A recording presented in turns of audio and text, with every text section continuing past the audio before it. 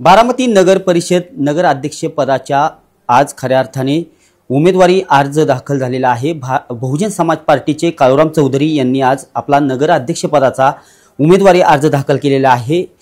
उमेदवारी अर्ज दाखल करण्यासाठी ओबीसी नेते लक्ष्मण हाके देखील आज उपस्थित राहिलेले आहेत।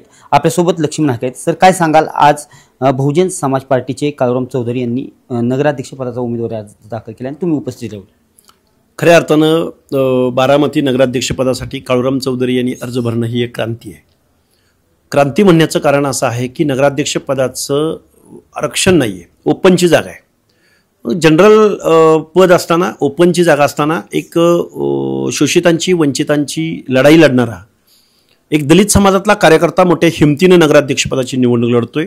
हे खऱ्या अर्थानं महाराष्ट्रातल्या ओबीसी चळवळीमधल्या SC ST चळवळीमधल्या कार्यकर्त्यांना हा एक ऊर्जा देणारा संदेश आहे। त्याचं कारण असं की इथल्या राज्यकर्त्या लोकांनी आजपर्यंत ओबीसीची जागा असेल तिथंच ओबीसीला तिकीट दिलेलं आहे। ओपनच्या जागेवरती तिकीट देण्याचं धारिष्ट्य इथल्या राज्यकर्त्यांनी दाखवलेलं नाही। म्हणजे एक अलिखित असा एक दंडक घालून दिलाय की ओबीसीने ओबीसीच्या जागेवरच, SC STने SC STच्या जागेवरच, तुमचं इकडे काही काम नाही, असा एक जो अलिखित दंडक आहे। मला वाटतं त्या सगळ्या गोष्टींना छेद देणारी ही घटना आहे।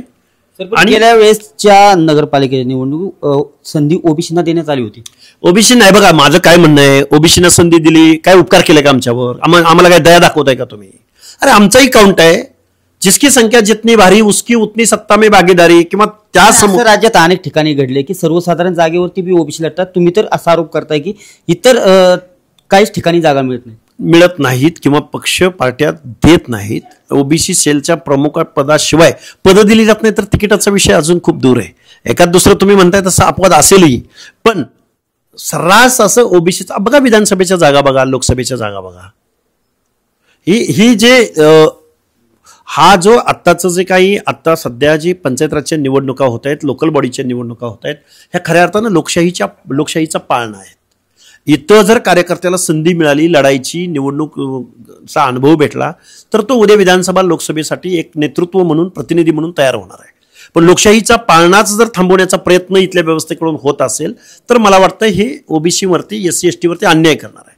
उलट बारामतीला नगराध्यक्ष पदासाठी निवडणूक लढणाऱ्या या उमेदवाराचं मी स्वागत करेन आणि महाराष्ट्रातल्या सगळ्या लोकांना आव्हान करेन की तुमचं आरक्षण जात असताना इथल्या लोकांनी जी बघ्याची भूमिका घेतली, ज्यावेळी तुमचं आरक्षण जात होतं, 2 सप्टेंबरचा GR निघत होता, त्यावेळी शरदचंद्रजी पवार असतील, सुप्रिया सुळे असतील, अजितदादा पवार असतील, किंवा एकनाथरावजी शिंदे असतील, किंवा देवेंद्रजी फडणवीस असतील, या सगळ्या लोकांनी 2 सप्टेंबरचा GR काढून ओबीसीचं आरक्षण संपवलंय। आणि आता तुम्हाला एक संधी आहे की या लोकांना तुमचं आरक्षण संपत असताना या लोकांनी काय भूमिका घेतली, हा जाब विचारण्याची ही संधी आहे।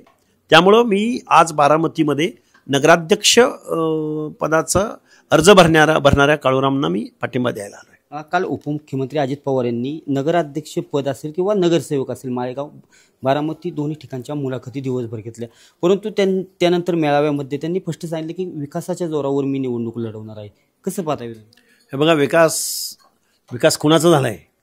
अजितदादा पवारांच्या कॉन्ट्रॅक्टरचा विकास झालाय का अजितदादा पवारांच्या कुटुंबियांना मानाची, महत्त्वाची, सन्मानाची पदं मिळालेली आहेत?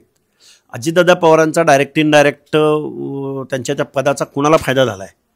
हे अजितदादा पवारांनी तुकतुकीत रस्ते बनवले, तुकतुकीत सार्वजनिक इमारती उभ्या केल्या। तुम्ही वेळोवेळी बारामतीत येत असता, खऱ्या अर्थाने बारामतीचा कसा विकास पाहता? कारण पंतप्रधान मोदी आले असतील, पंकजाताई आल्या मधल्या काळात, प्रत्येक वेळेस विकासाचे कौतुकच झालेले, कसं पाहता या बाबीकडे? अहो, कौतुक झालंच पाहिजे।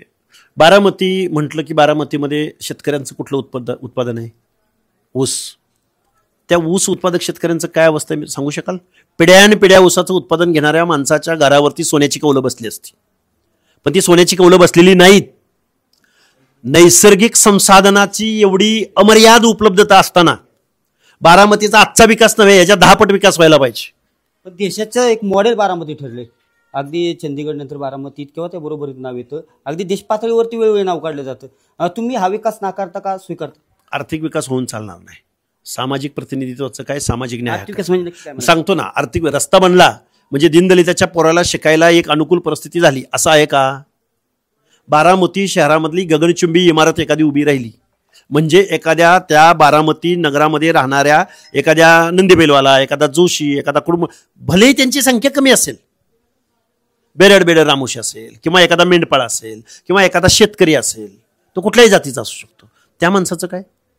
आर्थिक विकास, आर्थिक उड्डाणं हजारो लाखो करोडो रुपयांची या भारतात होत आहेत, पण सर्वसामान्य माणसाचा सोशल जस्टिस, सामाजिक न्याय मात्र आजही भेटत नाही. तर शहर असेल, तालुके असेल, यांच्या तुलनेत कसं वाटतं? म्हणजे तुम्ही काय बारामती? ठीक आहे, बारामतीचा करा विकास.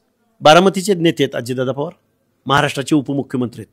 बारामतीला 3,000 कोटी रुपये आणले असं म्हणताना लाज वाटली पाहिजे अजितदादा पवारांना. दुसऱ्या शहरामध्ये नगरपालिकेचा प्रचार करायला जाणार नाहीत का अजितदादा पवार? तिथं काय सांगतील?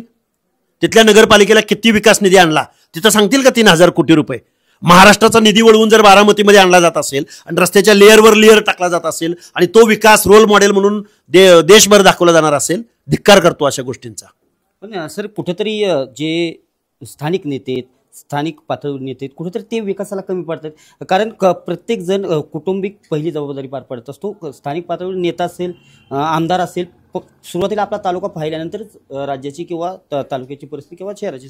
अजितदादा पवारांनी उपमुख्यमंत्री पदाचा राजीनामा द्यावा आणि बारामतीचं नगराध्यक्ष व्हावं आणि आपलं कुटुंब सांभाळावं. कशाला महाराष्ट्राच्या फंदात पडायचं? कशाला ओबीसीच्या पोरांना महाज्योतीला जर पैसे देता येत नसेल, स्टायपंड देता येत नसेल, नगरपालिका चालवावी ना. चांगला आहे अनुभव, कारखाना सांभाळावा माळेगावचा, माळेगावचे चेअरमन ह्यांनाच, नगरपालिका ह्यांनाच. कशाला उपमुख्यमंत्री पद पाहिजे तुम्हाला? अरे 12-13 करोड जनतेच्या दायित्वाची जबाबदारी तुमच्यावर आहे. लाज वाटली पाहिजे बारामतीला. मी एवढे पैसे आणले म्हणून मोठ्या शेकीनं तुम्ही मिरवता. बाकीच्या लोकांनी काय करायचं? मनगटावर तेल घालून ठो मारायचा का? काय करायचं बाकीच्या नगरपालिकांनी? बारामतीचा विकास म्हणजे देशाचा विकास. हा कुठला न्याय आणला? त्यामुळं हे 10वी-12वी शिकलेला माणूस काय यांना कळणार आहे? सोशल स्थानिक पातळीवर नेतं कुठेतरी कमी पडतात असं जाणवतंय आपल्याला. हे बघा, स्थानिक पातळी, हे बघा, हे पवार फॅमिली आहे. पवार फॅमिली म्हणजे ही ईस्ट इंडिया कंपनी आहे. पवार ईस्ट इंडिया कंपनी स्वतःच्या कुटुंबाचं बघणारी, स्वतःच्या शहराचं, स्वतःच्या घराचं बघणारी. महाराष्ट्राचा पैसा इकडं आणून काय त्याच्यातून इथं आणून तर इथल्या सगळ्या लोकांना ते समविकास करतायत का? समतल विकास करतायत? मनोज जरांगे सध्या धनंजय मुंडे यांच्यात आरोप प्रत्यारोप होत आहेत. मनोज जरांगे म्हणतात की आता नार्को टेस्टला पहिल्यांदा आव्हान दिलं, पण आता धनंजय मुंडे समोर येत नाहीत. कसं पाहता सद्यस्थितीत? हे थिल्लर चाळे आहेत सगळे. अरे रोज 150 मोबाईलवरती कॉल येतात धमक्याचे. आम्हाला 10 वेळा हल्ला माझ्यावर झालाय. आम्हाला वेळच नाही त्या गोष्टीकडे लक्ष द्यायला. कोण आरोपी, त्याला अटक झाली का आणि सुटला का? अरे जरांगे, तुझ्यावर हल्लाच कधी झाला नाही काय? तू पब्लिसिटी स्टंट करतो रोज रोज रोज. अनेक प्रश्न आहेत ना लढायला. तुझी पब्लिक फिगर झाली, तुला बूम अवेलेबल होतो इझिली. अनेक प्रश्न, लढ ना त्याच्यावरती. अभ्यास कर, अभ्यास वाढव थोडा. वाचायला येत नसलं तर वाचणारे 2 आजूबाजूला ठेव. काय हे तिल्लर चाळे आहेत. गावगुंडी, एखादा माणूस पाराच्या कट्ट्यावर बसून गावगुंडी करतो ना, त्या पद्धतीचं हे चाळे आहेत. मला वाटतं कोण कुठला शहाणा माणूस अशी सुपारी बिपारी देतो, कुणाच्या तरी जीवावर उठतो. एक निंबाळकरांच्या बाबतीमधलं एक प्रकरण सोडलं महाराष्ट्रामधलं, पवनराजे निंबाळकर धाराशिवमधलं, तर एकमेव उदाहरण सोडलं तर मला वाटत नाही की महाराष्ट्राच्या राजकारणात असं कोणीतरी कोणाची तरी सुपारी देऊन असं काहीतरी केलंय. कशामुळे आरोप होत आहेत? हे आरोप बूम समोर येतो, थिल्लर चाळे, याच्याशिवाय दुसरा शब्द नाही या गोष्टीचा. सर, राज्यात एकंदरीत पार्थ पवार प्रकरण गाजते. कसं पाहता सुरुवातीपासून आतापर्यंत जे निर्णय होत आहेत किंवा कोर्टाच्या पातळीवर सगळ्याच बाजून कसं पाहता येईल? ऑफिस ऑफ प्रॉफिट, ऑफिसचा प्रभाव, पदाचा गैरवापर, पदाचा दुरुपयोग, एवढंच बोलेल. सद्यस्थितीत स्थानिक स्वराज्य संस्थेच्या निवडणुका तर राज्यभर सुरू झालेल्या आहेत.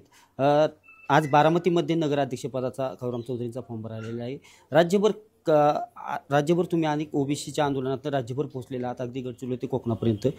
काय भूमिका राहणार आहे राज्यभर तुमच्या स्थानिक स्वराज्य संस्थेने? ओबीसी बांधवांना माझी विनंती आहे, तुमचं आरक्षण गेलेलं आहे. ज्या लोकांनी घालवलंय त्या लोकांना प्रश्न विचारायची ही एक खूप मोठी संविधानानं दिलेली तुम्हाला संधी आहे. आणि वेगवेगळ्या पक्षामध्ये काम करणाऱ्या ओबीसीच्या कार्यकर्त्यांना हात जोडून विनंती आहे, ओबीसी आरक्षण टिकलं तर त्या पक्षात तुम्हाला किंमत आहे. हे आरक्षण गेलंय, किती दिवस हुजरेगिरी करणार तुम्ही? पण हे आरक्षण गेलं असा कोणावरती आरोप आहे तुमचा? म्हणजे सत्ताधाऱ्यांवरती, विरोधकांवरती.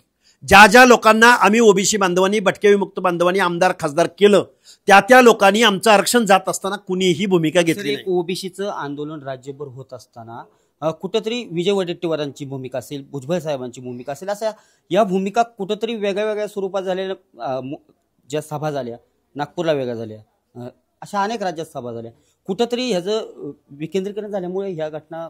हे बघा, ओबीसी हा शोषित आहे, वंचित आहे, पुन्हा 400-450 जाती आहेत. हे नेते वेगवेगळ्या समूहामधून येतात, वेगवेगळ्या मतदारसंघातून येतात, वेगवेगळ्या पक्षातून येतात.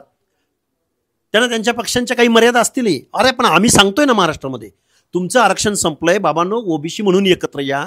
आता जातीची लढाई लढायची वेळ नाही, तुम्हाला क्लास म्हणून एकत्रित येऊन हे आपले हक्काधिकार टिकवायची वेळ आहे. आज तुम्हाला पंचायत राजमध्येच जर संधी नाही मिळाली, कसा तुमचा आमदार आणि खासदार होणार आहे? कसं तुम्ही कायद्याच्या सभागृहात जाणार आहे? जी या मुंबईमध्ये तुमची जी तिजोरी ठेवली, तुमच्या खिशातले पैसे काढून ज्या तिजोरीमध्ये मुंबईमध्ये येतात आणि तिथून परत वितरित होतात, त्या तिजोरीच्या चाव्या तुम्ही अजितदादा पवारांच्या हातात दिलेत. आणि काय न्याय मिळणार तुम्हाला? भीक मागायच्या भूमिकेतनं बाहेर या.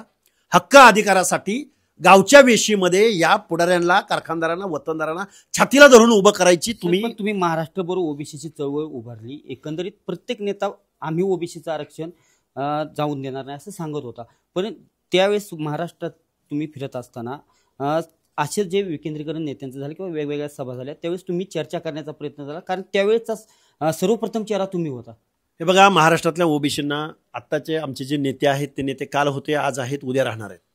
त्यांनी काय केलं, कुठल्या पक्षामध्ये काम करतात, त्यांच्या काय मर्यादा आहेत, त्यांची काय ताकद आहे, याच्यापेक्षा आम्ही नवीन पिढीला आम्ही एक सांगणार आहोत की ओबीसीची मुवमेंट फुले शाहू आंबेडकरांच्या महाराष्ट्रामध्ये उभी राहिली पाहिजे आणि ओबीसीनी ओबीसी म्हणून एकत्र आलं पाहिजे.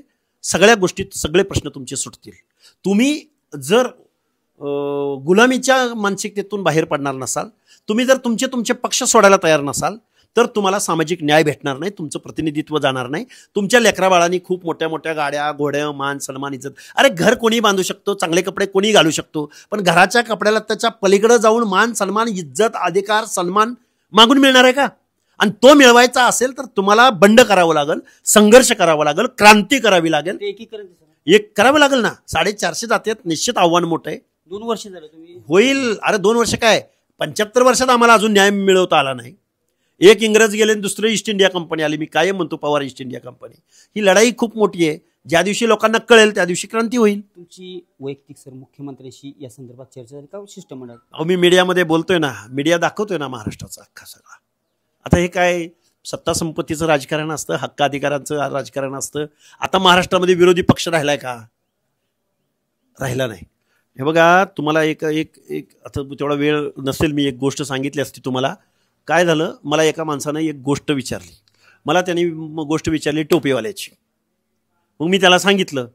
एक टोपीवाला झाडाखाली थांबला, ससा पुढं आला, कासव जोरात चालायला लागलं, म्हातारी आली, भोपळ्यात बसली, पुढे गेलो तर कोल्हा आडवा आला, उंटाच्या पाठीवर बसला, त्याच्या पलीकडे गेला कारखाना. म्हणजे मला सांगण्याचा उद्देश काय, मी काय सांगितलं आता तुम्हाला, काय सांगितलं मी आता तुम्हाला? एक गोष्ट सांगितली का? म्हणजे भोपळा बी आला, म्हातारी बी आली, कासव बी आलं, ससा बी आला, कोल्हा बी आला, उंट बी आला. महाराष्ट्राच्या राजकारणात कोण कुणाच्या मांडीवर बसलाय आणि कोण कुणाच्या बेंबीला गुदगुल्या करतोय आणि नक्की कुणाचा कुठला विचार आहे? मोहिते पाटील म्हणलं की आम्हाला एकच काँग्रेस डोळ्यासमोर यायची, ते मोहिते पाटील भाजपमध्ये आहे. त्यामुळे कोण कुणाच्या मांडीवर बसले, कोण कुठल्या विचाराचं आहे, कोण कुठं जात आहे, कोण कुठला प्रवक्ता आहे, हे जर आत्ता कुठल्या तरी एखाद्या कार्यकर्त्याला विचारलं तर ते सांगता येत नाही. होते हे महाराष्ट्राचं बजबजपुरी झालेलं आहे. महाराष्ट्रात विरोधक उरलेला नाही. ओबीसीच्या बाजूनं बोलायला एकही माणूस तयार नाही. दीनदलिताच्या प्रश्नावर बोलायला एकही माणूस बोलायला तयार नाही. सर्वसामान्य माणसाच्या धानाला, उत्पादनाच्या आधारावर किंमत मिळाली पाहिजे हे सांगायला एकही कार्यकर्ता तयार नाही. त्यामुळं जाऊ द्या, भाजपकडे सगळे जाऊ द्या. किती दिवस, एक दिवस नेपाळ घडेल या महाराष्ट्रामध्ये आणि तो दिवस दूर नाही.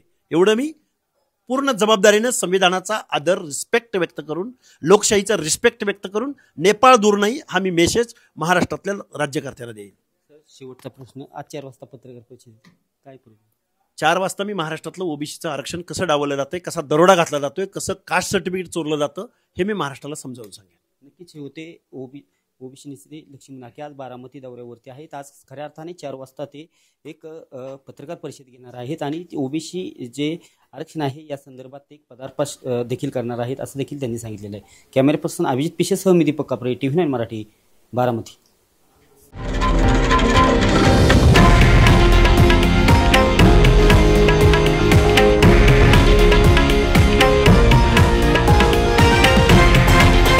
हे आहे देशातील नंबर 1 न्यूज नेटवर्क आणि आपण पाहत आहात TV9 मराठी, एकमेव.